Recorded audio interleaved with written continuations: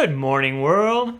Cedric and I were talking, why all the support for Black Lives Matter? Why the corporate support? We'll get into that and other things this episode. I'm Cedric. And I'm Brian, and this is Cedric and Brian.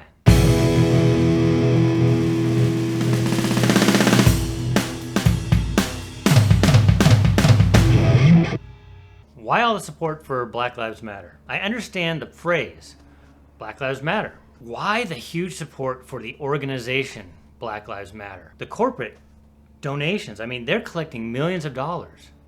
So do we really know where that money's going? Is that money going to help Black lives? But first, I ran across a story that I found interesting.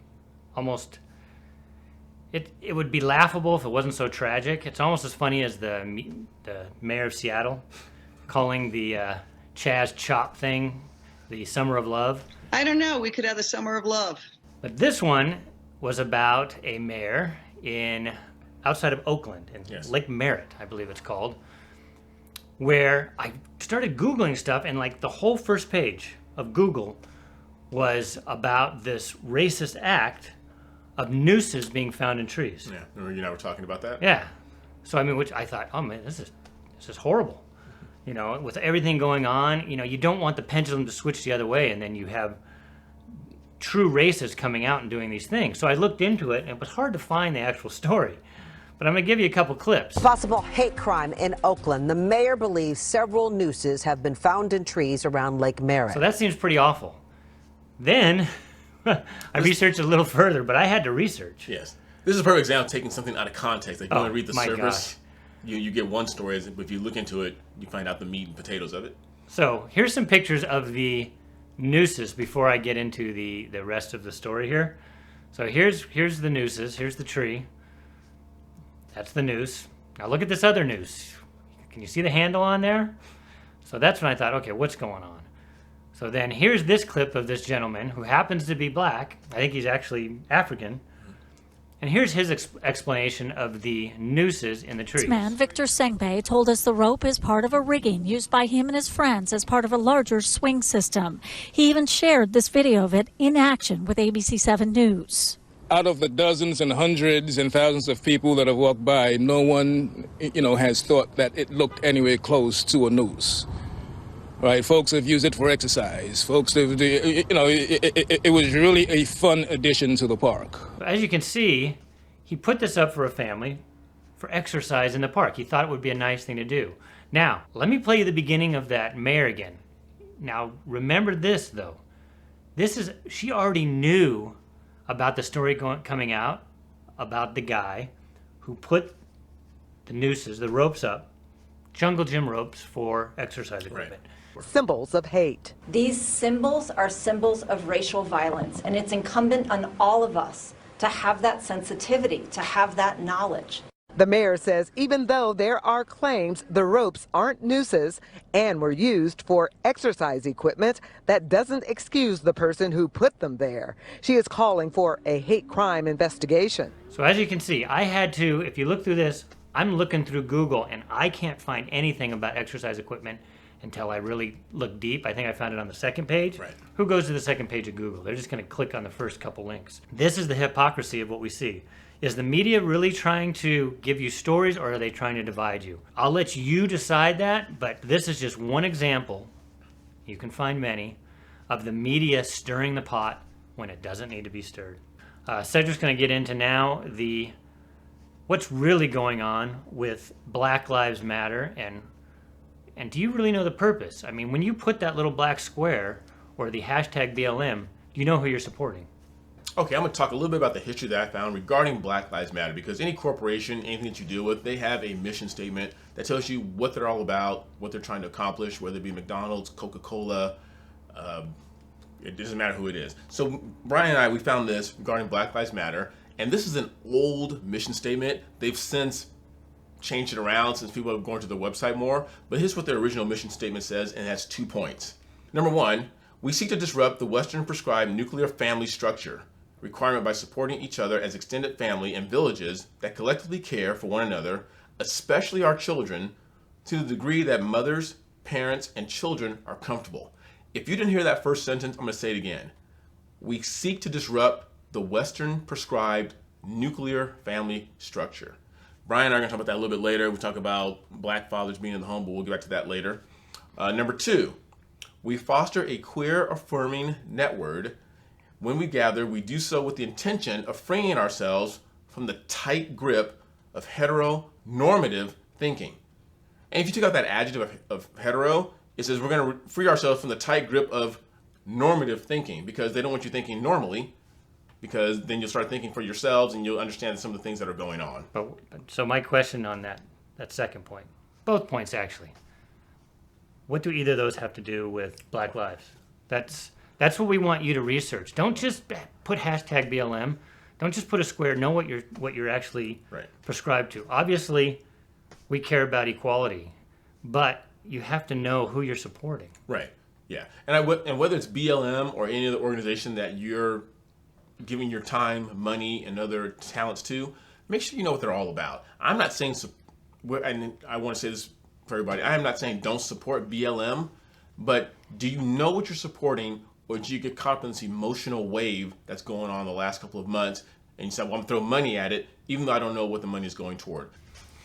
Okay, now we're going to look at 2 founders of BLM, the one who started in the United States, Patrice Cullors, and the lady who started it in the UK, Natalie Jeffers. They have some statements here that I think you guys really should hear and really should be aware of to let you know what's going on here. In 2017, co-founder of Black Lives Matter, Patrice Cullors, speaking why she wouldn't sit down with President Trump, stated, quote, "He is literally the epitome of evil. All the evils of the country, be it racism, capitalism, sexism, and homophobia." What caught me on there is capitalism. Yeah. So capitalism, I guess, is racist. Yeah. Yeah. And I'm sure if you tell a lot of black-owned companies that, who are privately owned, I think they would have something else to say about that. This next quote comes from Natalie Jeffers, and she's the gal who co-founded BLM over in the UK. And here's what she urged her followers to do. Quote, she says, "I want you to fight racism with solidarity," and listen to this next part, "fight capitalism with socialism." So she wants you to fight capitalism with socialism. And now you guys need to listen to the comments.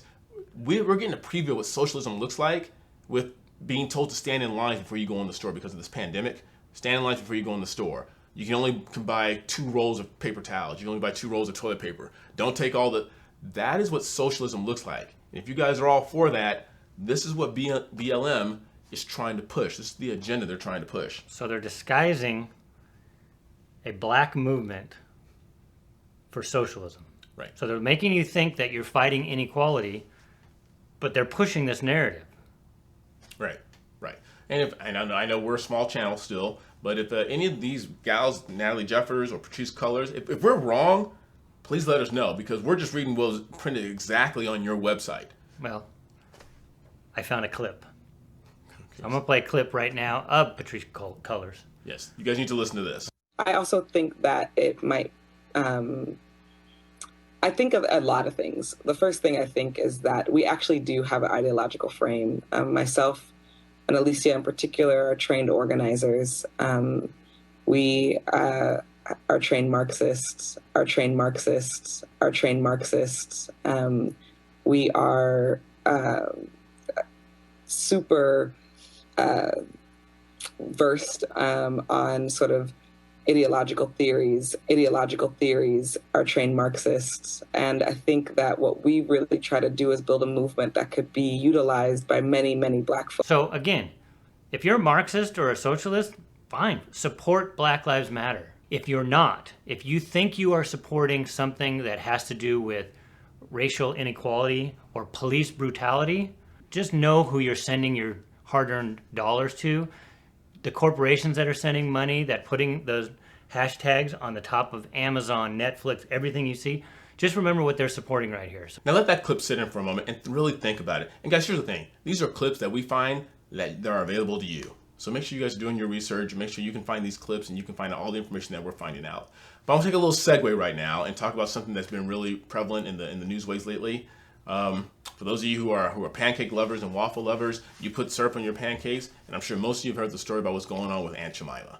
There's a push that's come up lately to remove the picture of Aunt Jemima from the label because it's viewed as racist, because this beautiful woman, and at first I was going to say beautiful black woman because the fact that she's black is almost irrelevant. She's a beautiful woman. If you look at the picture of Aunt Jemima on the bottle, she's glowing, she's smiling. Aren't they also getting rid of the name? I think they're looking at getting rid of the name as well. Yeah. And here's the thing. When we start doing this, and I understand there's some ugly parts of our history. I can talk to Brian about Schindler's List. It's a movie. It takes a terrible time in Jewish history. Mississippi Burning talks about blacks growing up in the South. Those movies discuss really ugly things, but they're part of our history. And the same way as that we do with the books, I love Mark Twain's depiction of the fictional character of Tom Sawyer and Huckleberry Finn, and they use a lot of Southern words back then, the words that we don't use today, but that's a part of our history. So we get to a point where we start doing book burning and erasing history, and the term is called revisionist history. We're not going to learn from it, but that is, as ugly as it was, we have to learn from that and move on forward. So with Aunt Jemima, the two ladies that portrayed her, Nancy Green, she was a great storyteller, she was a great cook, and that was the South back then. The concept of family and togetherness involved eating. And so this lady was very adept at cooking and creating that sense of community to bring people together. And the other lady was Lillian Richard. She appeared in the Chicago Fair in 1893, and she would travel from fair to fair, making the pancake batter and sharing how incredible her pancakes were. These two families, two black families, and this was just in the New York Post about earlier today in the New York Post, they're upset. They say, you are taking something that's part of our history away. For those of you who have those family members in your family, a great-great-great-grandfather, a great-great-uncle who did something, how would you feel if someone came along and said, you know what, we are now going to pull the rug out from under them and take that away from them? This woman did something great. She was a beautiful woman who took her talents for cooking and made a legacy for her family that has gone on for generations and generations and generations. And I can only imagine the number of Thanksgivings and Christmases they've sat around and fondly reminisced about her. And how they walk down the aisles at a store and go, yep, there she is. And it would bring me a sense of pride. But now because we're being overly sensitive, we're going to say, well, we got to take that off the shelf now because it depicts her in a very negative light. It's negative if you think it's negative. Well, I have to ask you an important question. Growing up, when you grabbed that bottle of Aunt Jemima, were you offended? I did not. I was not offended when I grabbed that bottle of Aunt Jemima. Like I said, if you look at the picture, maybe you should put the picture up real quick so you can see it. I'll put it up. She is beaming. She is smiling. But do you know anybody? This is an honest question. I can't answer this question. Do you know anybody that was offended by that in your family growing up? Anybody? Uncle Ben? No. And there are some things out there, and me and Brian have kind of... we Sambo's, the restaurant. Yeah, which they got rid of. Yes. Good. They got rid of that. She was someone's Aunt Jemima. I don't know. Yeah, she was someone's Aunt Jemima. It's not a negative connotation. It was just someone who made an incredible, thick, rich maple syrup to go on your morning waffles and pancakes. Get over it, people. It's not as bad as you're making it. When I was doing this, I was joking around with my brother-in-law because we got into his VW, his wife's VW, yes. Actually my sister's VW, and I made a joke around saying to him, I go, I got to get into this Nazi mobile, joking around. Then I did some history on it. They actually made VWs during World War II on the camps where they were housing Jews and using them for slave labor to make VWs. Right. Am I not going to get into a Volkswagen because of that? No. At some point, you just have to go, this is history. Some of it's good, some of it's bad. I mean, I just heard they took down the Ulysses S. Grant statue. The guy who fought to end slavery. I don't understand. I mean, if you understand and you want to enlighten us, put it in the comments, and so you can enlighten everybody, but you cannot get rid of history, otherwise you are doomed to repeat it. Okay, so I understand if things, like we talked about at the beginning, where people thought those were nooses. If they were really nooses, that's horrible. That is a bad symbol. Right. Of course, they weren't nooses, but history is different. There's history all the way back. I mean, you go to Rome and you see, you go to the Colosseum. Mm-hmm. That's where they actually put Christians in to die at the hands of other Christians or lions. They were slaves. I still went to the Colosseum. It was still great to see history. Right. You cannot get rid of history. Getting rid of history does not solve anything. Yeah. I love the trip we used to take going back to Virginia and seeing the Battle of Gettysburg, and there's still bullet holes in some of the buildings. And this about that little town, they haven't like refurbished all the buildings. Say, oh, let's put some new bricks in here. That's a part of their history, and they like point to it. See this bullet hole? This is where my great-great-grandfather, he fought in the Civil War. And they talk about how it was cool to be up in the upper plane and to fire down, and that's history, and we can't take that away. All right, was that your phone? I think I heard it. Yeah, I got a notification here. Are you ready for this? Are you guys ready for this? Now, this just came over June 22nd, 2020. In our last episode, we talked about the Seattle, the Chads and the Shop. The Seattle Autonomous Zone creates a black-only segregated area. So these group of people that want to be independent, they have now gone back to the 1950s in the South, and they've created a black-only segregated area. But I've been talking about that even back on our racism episode, where they have black dorms now, black graduations. So this whole movement is anti-Martin Luther King. Right. And now they're actually showing it. Now they've got their own country, and they're actually doing it. They're segregating. Well, this space is right now held for just black folks. Oh, just black. Okay, Yeah. So full black, you're saying? If you have black ancestry, or if you have experienced oppression because you are black, then you can enter this space. Okay, thank you. Yeah. I guess the water fountains are next, and the water coolers are next, and we'll have black-only water fountains and white-only water fountains, and places where the blacks can shop on maybe Monday, Tuesday, and Wednesdays, and the whites can shop on Thursday through Sunday. So is that why you're putting up your black squares? Is this what you're supporting? I'm serious. I'm asking you out there, anybody who's watching us that thinks we're full of crap. I go, this is a zone taken over by, and it's not far reaching that the Black Lives Matter and Antifa are together now, because now we know by those clips we showed you, Black Lives Matter is started by a Marxist organization. We know that Antifa is a Marxist organization. Now they're segregating themselves. What do they do? I mean, they like socialism and communism. Who killed more ethnic minorities than the Soviet Union? Right. The great communist experiment. Right. I mean, please wake up. You should talk about that black square a little bit more, but what was it, like two Tuesdays ago, when everybody had that whole thing on social media about the blackout square? Yeah, that's what I'm talking about. People thought they were supporting Black Lives. Right. I was reluctant to put it up. I said, I'll do it, and I had to find one. And You did it with a heart. Yeah, if you don't find if you go on our Instagram, you guys can follow us, Cedric and Brian on Instagram. I put the black square up, but it had a heart superimposed in this. And a friend of mine commented and says, oh, I really like this one. And I said, yeah, the Black lives matter, but none of this stuff really matters unless it's surrounded by love. What's that quote we saw? It said, lives matter. Lives matter. If you have to put a color in front of it, you're a might be racist. That makes sense. If you have to justify putting a color in front of those two words, you may be the racist. Yeah. I love that. That was awesome. Before we wrap up here, and we thank you guys for watching, we've been talking a lot about what's been going on in our world and the tearing down of statues and things like that. But why is there so much crime? Why is 6% of the black population committing 50% of the crime? Why do black men feel so disenfranchised in America today? And things have been thrown out there on mainstream media that we feel disenfranchised, that there's racism, that the white man is keeping us down, we can't get ahead. I think there's a completely different reason, and we think it is the demise of the family structure. I want to read a few quotes from you here. This is from former NAACP President Kwesi Mfumi. When asked if white racism or the absence of fathers posed a greater threat to black Americans, he replied without hesitation, quote, the absence of black fathers. I like to, I consider him a mentor, even though I haven't met him yet. Larry Elder throws out a lot of great quotes. He says that 5%, and I believe it's 5% of blacks without a father in the house are going to be poor. 9% are going to end up dropping out of school. A whopping 25% are going to end up going to prison. Those aren't just stats that we're making up. If you look it up, those are hard, cold stats. So we read that quote from former NAACP President Kwesi Mfumi when he said, the absence of black fathers in the home is the reason for all this.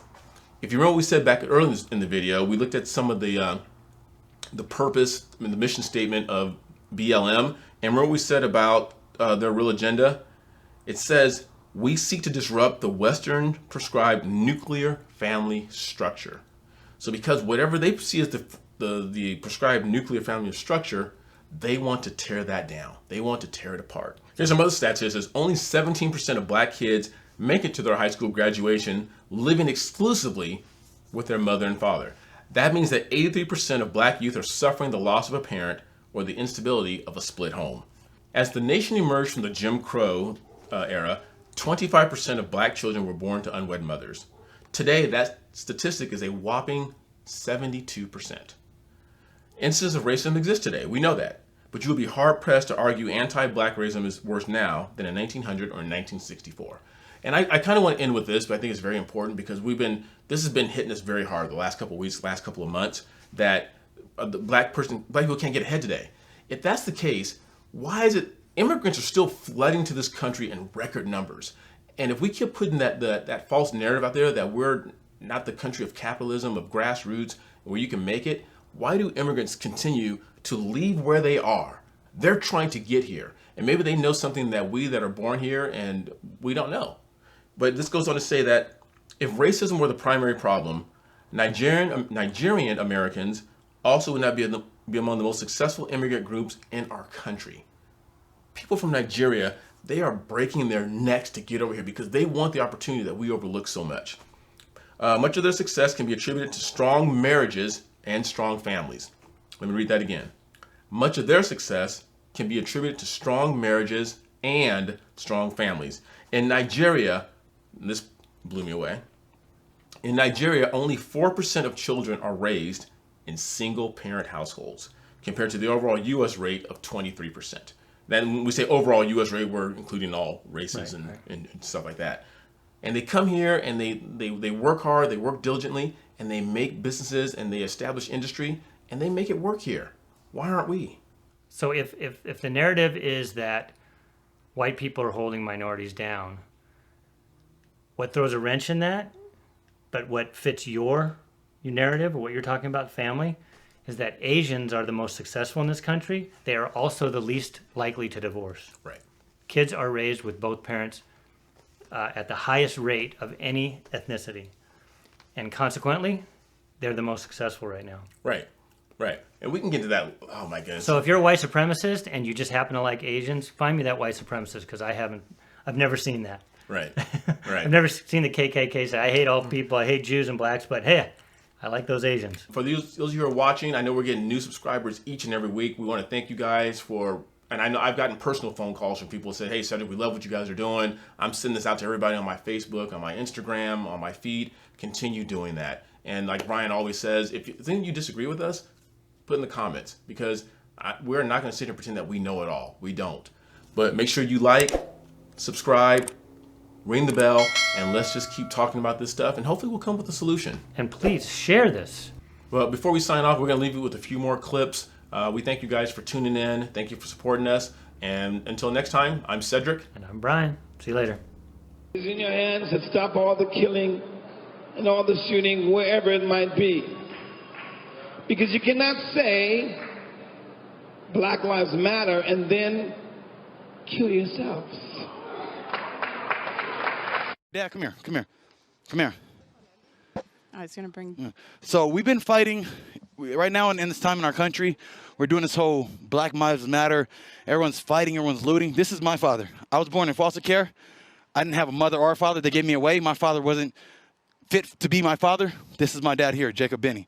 He's been there since the beginning. He's done everything. He laid his life down for me, and I lay his life down for him. I don't judge any man on the color of their skin, but the content of their character. We're here, we love, it doesn't matter what color it is, it's all about love. You can't beat hate with hate. You beat hate with love. So everyone out there, please stop fighting. Please come together. We can't beat it that way with love.